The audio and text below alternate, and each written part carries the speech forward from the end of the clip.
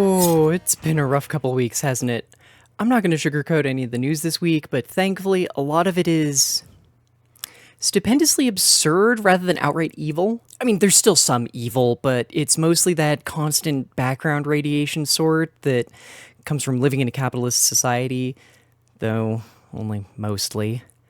Whew.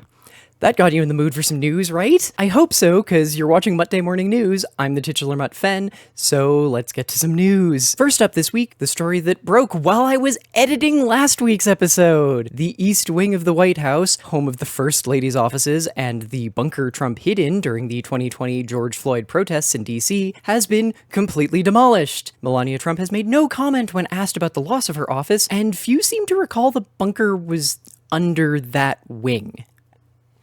Since Monday the 20th, the price of the dictator's ballroom has increased yet again, past the $100 million he quoted Biden and Obama, past the $200 million he originally announced, and even past the $250 million I reported on a week ago. The price of the 2 football fields worth of ballroom, which the wannabe USian king said, quote, won't interfere with the current building, it will now entirely replace, and which he is funding while denying money to SNAP and even soldiers if the shutdown of his own making goes until October 31st, is now up to $300 million. So hey, I did a lot of research for this that I didn't use in the script, so I'm shoving a fun fact in here. When Truman rebuilt the entire White House interior, including the East Wing, to, quote, repair the executive mansion's dangerous structural condition in the early 1950s, it only cost $50 million. In today's money. But don't worry, it's being privately funded by a who's who of the most evil who've already, at least according to Trump, promised to donate $350 million. Heck, Carrier has already volunteered to do the ventilation, heating, and air conditioning after the White House announced companies could get, quote, recognition associated with the White House ballroom, which sounds a lot like sponsorships to this mutt, aka yet another way to give money to appease an open fascist. CNN has released the full donor list for the East Wing destruction plan, and you have got everyone here. Palantir, all the tech gentry you'd expect, some old money sugar industry folks, even 2 of the largest tobacco companies in the US. Fun fact, it was a lot of research, okay? One of them, Altria Group Inc., has a cute sideline in producing the meds used to treat tobacco-caused diseases, as well as a huge stake in Anheuser-Busch. Yup. The Brewers, and Kronos Group, a Canadian-based weed company. Where was I? Oh, right, the donors. Well, there's just one section left. A whole fupping ton of crypto!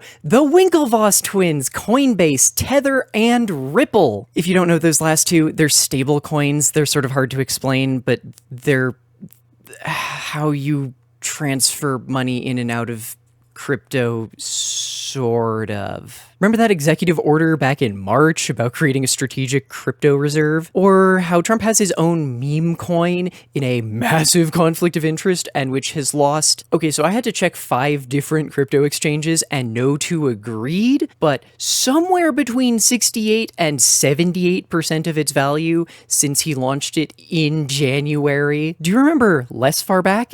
In September, when Charlie Kirk was shot, and I did a story on Muttday number 6 on how the doxing site Exposed Charlie's Murderers was pivoting to a full steam ahead crypto pump and dump? Well, they seem to have gone for the rug pull. The site's gone, and even their X account, after a name change to the Charlie Kirk Data Foundation, has been silent since September 23rd. They made off with somewhere between 27,000 and 30,000 spread across Bitcoin, Ether, and Solana, with a little bit more hidden somewhere in the slightly more private Monero blockchain. Know I said I did a bunch of research on that East Wing story? Want to know about the architects Trump is hiring? That's their website. No, seriously, I'm literally running it as a browser source in OBS over there. It doesn't even have a background image. Would you be surprised to learn their bread and butter is designing churches? But that they have actually done work for the US federal government at least twice before. They designed the plinth for one of the 2 Reagan statues in the National Statuary Collection, and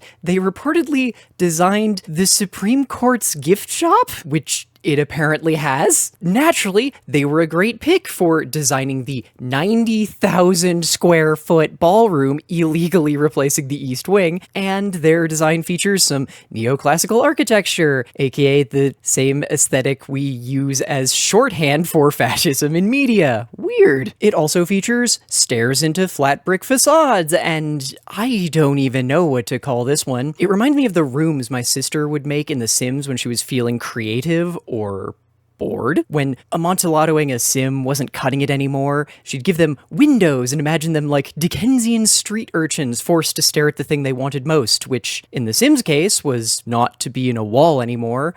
And here is... oh wait, is it a spot for a permanent White House cuck chair? Let's move on to something which, while still dumb, involves less architecture. Less every aspect of this is blatantly illegal, but who's going to stop it? And more, wow, this dude is not smart. Over the last week, Graham Platner, a man whose name I repeatedly screwed up the first time I was going through because I kept calling him Planter, sorry, a Maine congressional candidate who is making a name for himself by virtue of being a Democratic candidate under 70 and some spicy self-reported communism, has made a new name for himself. Early last week, it was circling that Platner had a Nazi tattoo, and, well, he totally got it as a drunk Marine in 2007 back in Croatia, so it's totally excusable. I can already hear you now. Wait, didn't I hear he protested the Iraq War? Yeah, he did, but he still enlisted in the Marines right after high school. His military career is sort of hard to follow. He kept coming back stateside, trying to go to university, reacclimatize to normal life, and then deciding to head back out on combat tours,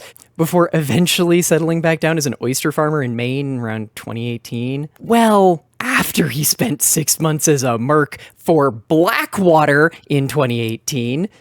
So what was the tattoo? Was, as he's had it covered rather badly, and not even recently, which makes this whole story even weirder since he's the one who admitted he had a Nazi tattoo on the Pod Save America political podcast. Well, it's a Totenkopf, German for death's head, and not even a deniable one like the Jolly Roger, but the one used by the SS Totenkopfverband, which I probably mispronounced. It's death's head units, often shorthanded to the SSTV, the SS members who administrated the death camps. Now, Platner claimed he had no idea what it was, or what it meant, and recommended folks check out his Reddit history to prove it. So they did, and made sure to check his deleted posts too, and ooh boy, did this dude sure love some racist stereotypes, military-grade apologia, and defending anyone who had double lightning bolt tattoos, the other symbol of the SS. Oh,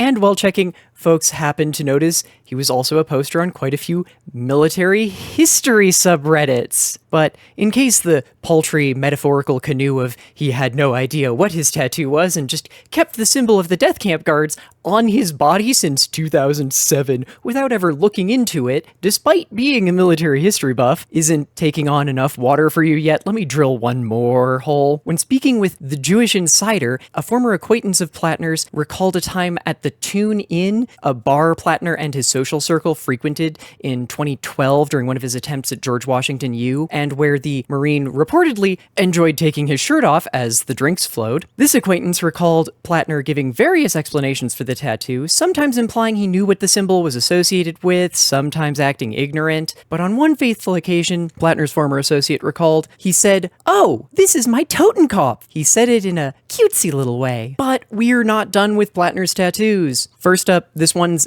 actually sort of defending him. No, he doesn't have a Nazi dog whistle 1919 as a tattoo. What he does have is established 1919, but that's part of the logo for a trail crew association he's reportedly a member of. And the other one is the thing he covered the Totenkopf with, which seems to be the Norse Ragnarok brought on by Fenrir, done kind of badly. Again, despite the fact that the Nazis appropriated a lot of Norse mythology, the Thule Society had a big thing for it. Fenrir and Ragnarok were not among the ideas they cribbed. Still a weird choice under the circumstances, mind you, but not a dog whistle in any way. How about a story a little bit more local to me? Colorado is home to many programs attempting to undo the harm white settlers did to the Americas as we followed our imperialist angel out west. And one of those is an ongoing attempt to reintroduce gray wolves. It's been going decently. The program has had plenty of support under Biden, and even Trump has been in favor of it, though his Fish and Wildlife Service director, Brian Nesvik,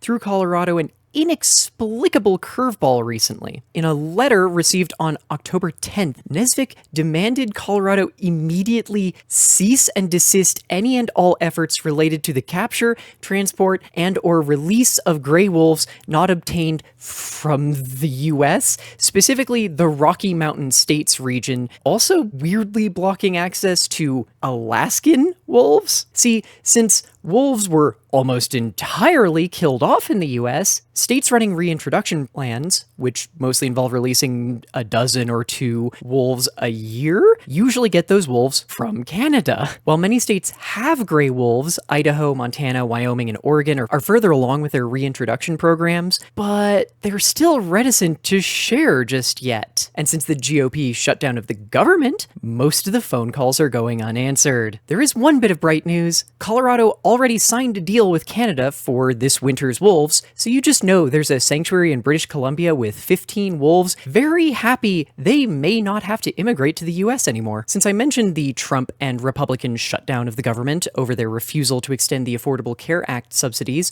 whose expiration are becoming rather tangible to millions of Americans looking down the barrel of skyrocketing health insurance premiums, I should also bring up SNAP again. The Supplemental Nutrition Assistance Program and its little sister, the Special Supplement Nutrition Program for Women, Infants, and Children, better known as WIC, are going to be out of money on November 1st. While the Trump administration appropriated $8 billion to pay the military's October 14th paychecks, reportedly only leaving about $1.8 billion behind for the October 31st checks, then claimed a $130 million mystery donation, which works out to about $100 per soldier, from reclusive railroad magnate Timothy Mellon, would magically cover the rest. They haven't even pretended to care as women and children and the poorest among us prepare to go hungry. There is an emergency fund that can be drawn on. It's what it's there for. For that very reason, set aside specifically to fund SNAP and WIC in emergency situations exactly like this. Trump could do it. It wouldn't even be illegal, unlike most of the piss I have to cover. 40 million USians, 1 in 8 of us, relies on SNAP. Try to set aside the boiling rage at how knotted our economic system is for just a second while I remind you of a couple of other things.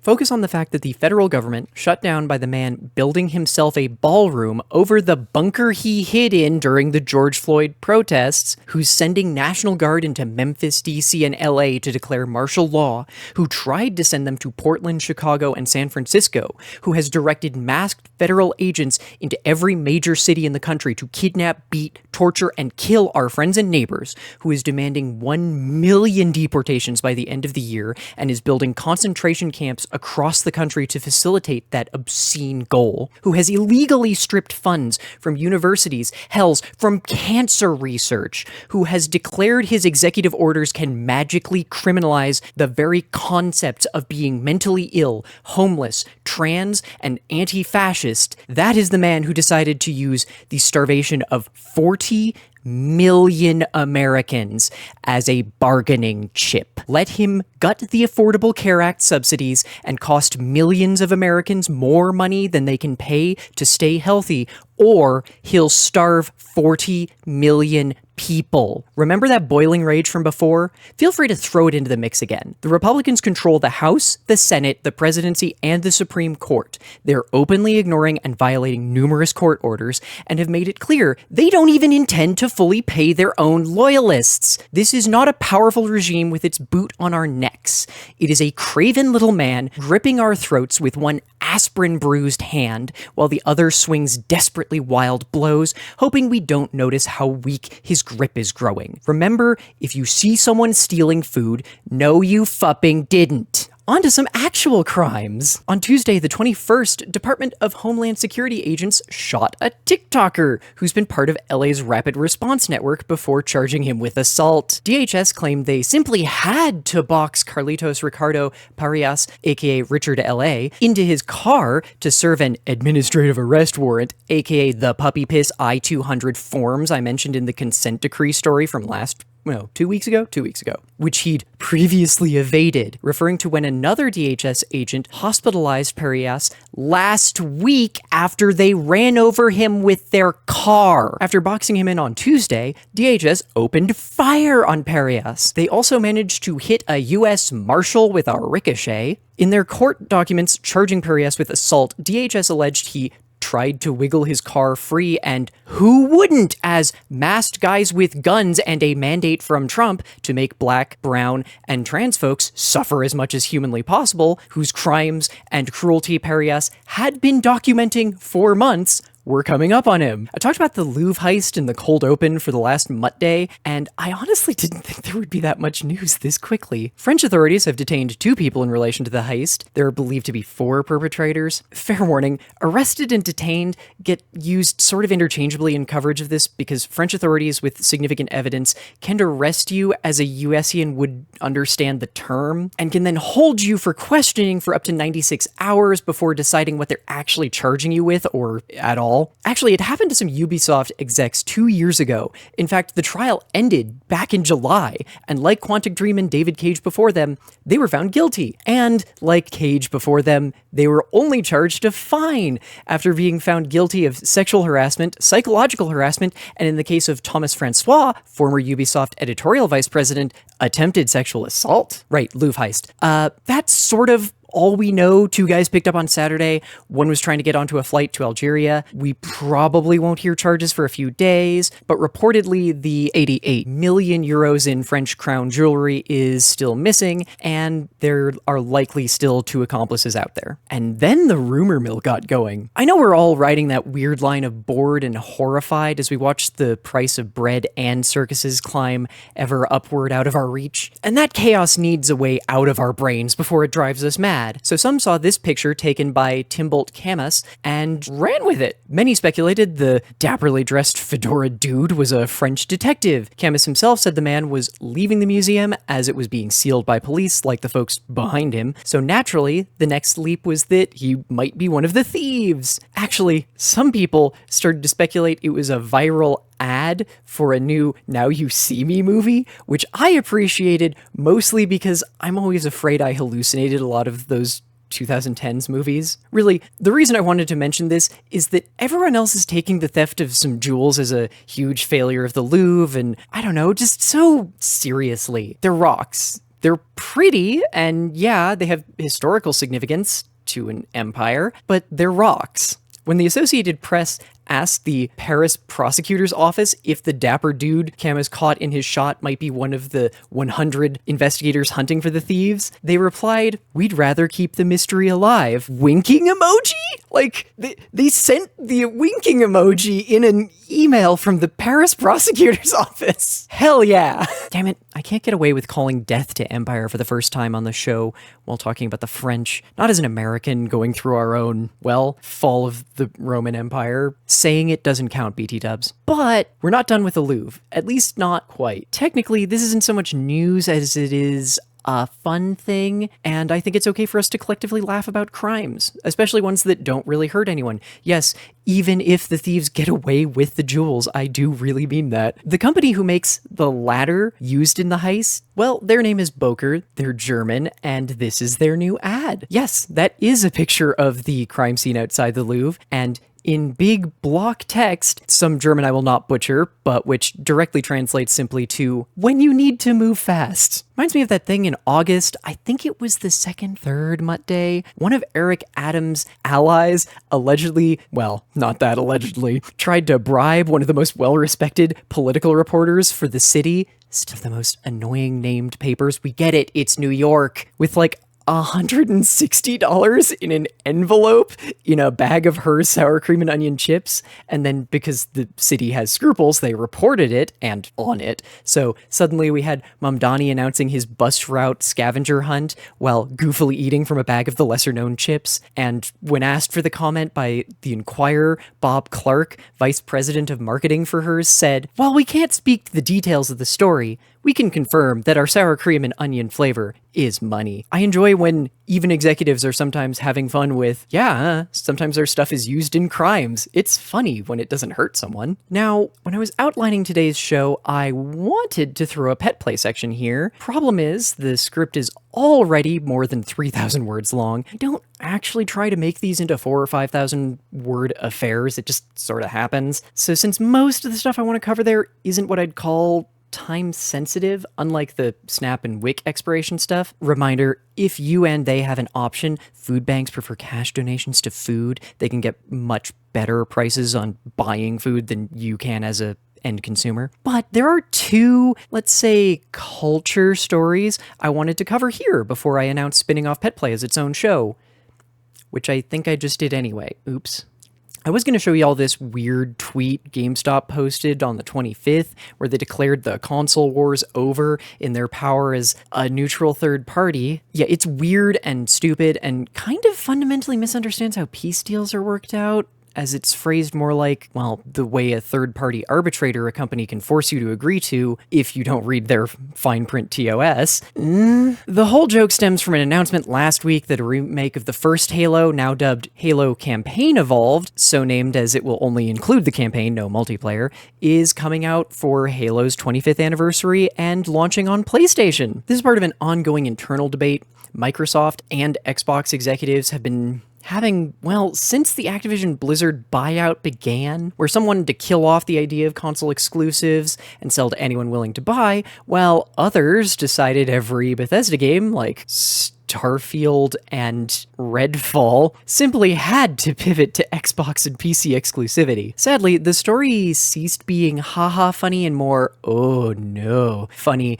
when last night the White House quote tweeted the statement with this AI-generated image of Trump in a suit of Mjolnir power armor holding a Covenant energy sword, notably not saluting either flag in the picture. Oh, and the picture also lacks either the East Wing or the debris and destruction where it once stood, nor even Trump's obscene ballroom. This last story is one of those chances to help out a specific person, namely Autumn Wolff, a trans lesbian author who's raising money for her move to Canada. She announced the plan 2 months ago, and my dumb puppy butt kept forgetting to work it into a story, but now there's less than a week left before her move. So I've linked her GoFundMe in the description, as well as the itch bundle she's running where you can get every one of her books for $30. Wolff is a sapphic romance writer with a heavy lean towards urban fantasy and slightly more traditional fantasy. That Night I Got Dragged Off by a Werewolf, The Mermaid from Frigid Harbor, and The Postman Becomes a Bunny Goddess in Another World are my personal favorites. Okay, I told a little lie.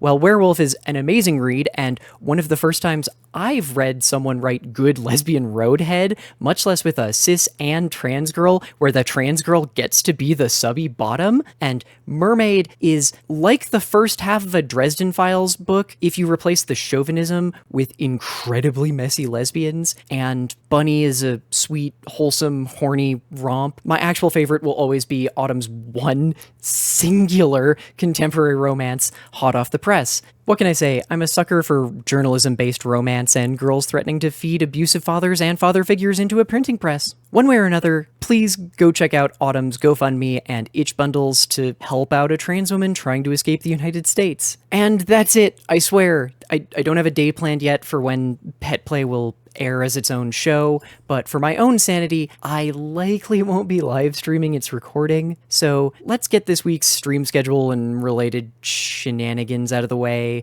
Oh, Discord movie night this week will be Hellboy and Hellboy 2. I wanted something monstery, but not necessarily horror, and Guillermo del Toro had the great comments about generative AI last week, so he's been in my head. Right, like I said, schedule for this week, Hellboy 1 and 2 tonight in the Discord at 6 p.m. Reminder, all times are in MDT. I think that changes next week. I think we move over to MST next week or the week after, but I don't remember for sure. I finally learned whether I was in MST or MDT, and now that I've learned that, it's going to all go to hell. It's this coming weekend. Damn it. Crap. It's going to mess with me. This week is just going to be Pokemon Legends ZA. I have no pretense that that's not what I'm going to be playing, because it's been the thing I've been enjoying the most, and I'm also working on a project on why that's not actually that good for the Pokemon Company. But hey, so we'll be doing Pokemon Legends ZA at noon on the 29th, the 30th, and the 31st, and going back to Girlfriend Tarkov on Saturday the 1st. Yeah, that's pretty much it. Like I said, I don't have a good idea of when I'm going to put out the pet play as its own thing now. It will probably be Wednesday or Thursday if I can help it, but it's really going to depend on writer's block and how in-depth and loony I want to go, because so much stuff happened in the last week in gaming. If you're not aware, the Gamer not shut down, but laid off large swaths of their staff. And even then, like, the pay rates for games journalism have been in the toilet since before COVID. And there's just so many issues everywhere in gaming right now. And that's even before the weird Halo announcements and everything. And a reminder that, again, it doesn't terribly matter that Halo is coming to the PS5, even though it's only the campaign, because Halo, as all of Microsoft, are still part of the BDS boycott for their part in actively aiding in Israel's genocide of the Palestinian people. In their case, by developing fun systems for, tracking people, AI camera systems for some of the drones that Israelis keep trying to put guns on. Well, trying implies that they haven't succeeded. Microsoft is evil. It's really that simple. Unfortunately, so is almost every company, because we live in a capitalist society where a lot of the money that you can make comes from making military hardware. And we're very good at pretending that that doesn't get used to kill people, because it's not defense, but can you tell I didn't really have anything to go off with the stream schedule this week, since it's all just Pokemon Legends ZA? I'm trying not to play it while not on stream right now for exactly this reason, so if I stream tomorrow without any warning, this is why, because I want to play ZA and I won't let myself otherwise. Yeah, that's the whole spiel. News, I think that's literally everything. So, let me call this goofiness to a close. If you're watching the live stream, don't worry, I'm not ending right here. Just, this is the weird element of recording it live. Reminder that if you want to watch this show live, as well as any of the other stuff I do stream. I stream over at twitch.tv/fenoflore.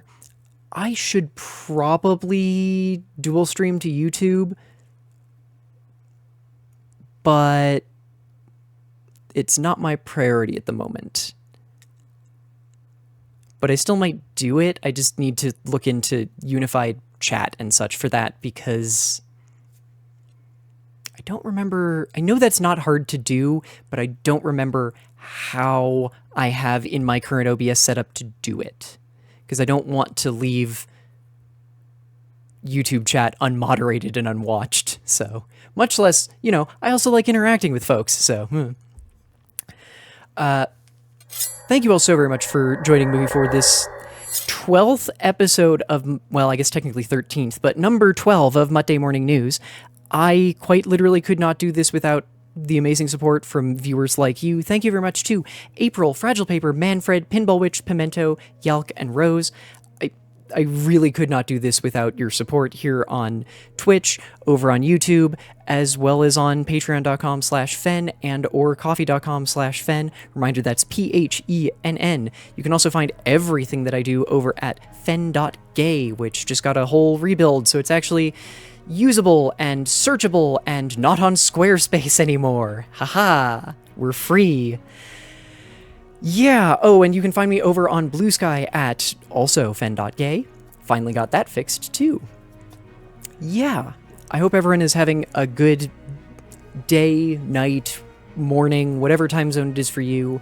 And yeah, if you want to join the Discord, all of that is in the description down below, as well as links to all the things I've already mentioned. Yeah.